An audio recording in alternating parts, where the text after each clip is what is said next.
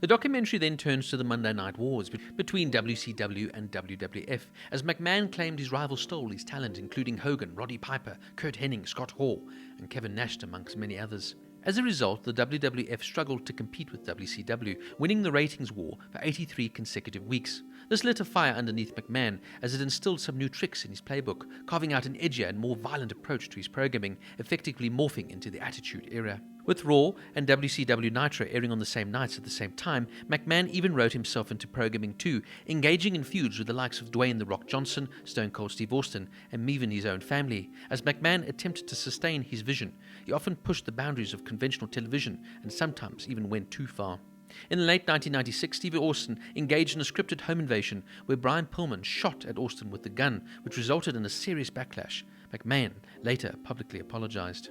The Attitude Era proved to be the most controversial yet most profitable time in WWF, or later WWE, history. With McMahon playing the primary heel against the hero of Stone Cold Steve Austin, this proved to be one of the most effective storylines ever. The documentary then turns focus towards Owen Hart. Young McMahon tried to write Owen to an edgier storyline, putting his athleticism to the test. The test would prove to be fatal though, as Owen was lowered to the ring from cables at a WWF Over the Edge pay-per-view, his harness malfunctioned, sending Owen plummeting to the ring and falling to his death. Shortly after investigation into criminal negligence emerged, centering around the safety of cables, Owen's wife, Martha Hart, filed a lawsuit against the WWF, but McMahon sued the manufacturer of the cables. Martha ultimately settled and later launched the Owen Hart Foundation. Another settlement was reached in 2002 from the Played Ryan from Hell scandal, where intoxicated superstars sexually harassed and assaulted flight attendants on their long plane ride home. 2 flight attendants sued, but McMahon offered settlements to subdue the lawsuit. In 2006, McMahon once again faced his own allegations at the Tanzibar Tanning Salon in Boca Raton in Florida. The WWE CEO allegedly asked an employee to take a photo of him to send to his girlfriend, then showed naked photos of himself before attempting to grope her. The employer called the police, but they declined to prosecute due to insufficient evidence. The documentary then quickly recounts Eddie Guerrero's tragic death in 2005, as McMahon utilized Randy Orton to exploit Eddie's death. Less than 2 years later, one of Eddie's good friends and fellow wrestlers, Chris Benoit, passed away. The WWE orchestrated a tribute to Benoit without knowing the full story surrounding his death. Police later ruled it a murder-suicide, as Benoit strangled his wife Nancy and then suffocated his son the next day before taking his own life the day after that. Vince scrambled to do damage control after learning the facts of the case, but speculation began to brew that the drug abuse contributed to Benoit's fatal act. Benoit was taking steroids, and many believe Vince knew and still didn't stop it. As Benoit's severe case of CTE later came to light, McMahon was again under major scrutiny and accordingly banned all chair shots direct to the head. The documentary then closes out by noting WWE's waning viewership over the past 2 decades, as the company was forced to scale back on edginess of its product. However, McMahon is still making more money than ever with business deals, even as he gets lazy and cultivates lame, uninspiring products, according to Bruce Hart. Fan satisfaction is said to be at an all-time low, but McMahon continues forward with his dream of taking over professional wrestling, or sports entertainment as he calls it, but he's snapped back to reality in 2022. The documentary flashes forward to McMahon's exit from the WWE at the age of 77, amidst investigations into money payments made to several former female employees, hush allegations of sexual misconduct and harassment. McMahon then appeared on SmackDown, reiterating WWE's signature phrase, "Then, now, forever, together."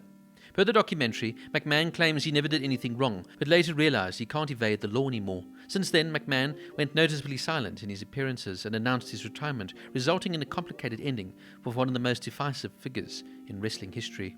On January 5th, 2023, the Wall Street Journal reported that McMahon was planning to return to the WWE as executive chairman ahead of the upcoming media rights negotiations in 2024, and also to explore the potential sale of the company.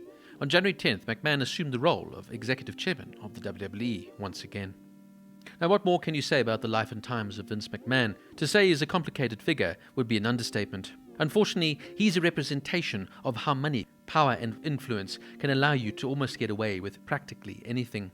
Vince is the archetypical ruthless businessman who will stop at nothing, even destroying his own family, in order to get ahead. For him, it's not only about the money, it's about the power. His tale unfortunately represents a lot of what is wrong with modern society, and that even though he's been called out on many sexual allegations and many misdoings, the man still wakes up every day richer than he was the day before. Unfortunately, in Western society, we reward greed, ambition, and ruthlessness with an almost strange type of respect and admiration. But a man like Vince McMahon proves that the more cutthroat and ruthless you are, the further you seem to get. This documentary is by no means groundbreaking, but it does enlighten you into exactly how Vince has got away with so much over so many years. There is a wonderful wrestling documentary series created by Vice called Dark Side of the Ring, and what this show really does is recap most of the Dark Side of the Ring episodes.